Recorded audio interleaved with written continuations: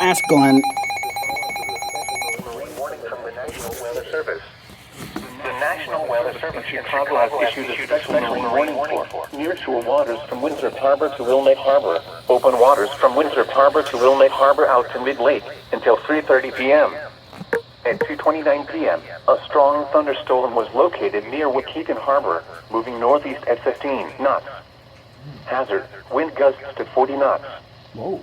Source, radar indicated. Impact, What's 40 small knots in craft miles could per be hour? damaged in Do you know? briefly higher winds and suddenly higher Yes, waves. dude. Locations impacted include Winthrop Harbor and Waukegan Harbor. Move to safe harbor immediately as gusty winds and high waves are expected.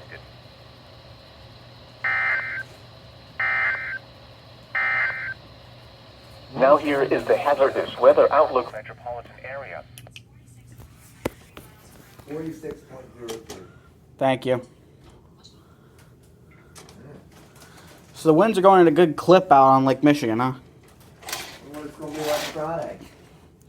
Well, I have the HH with me in case.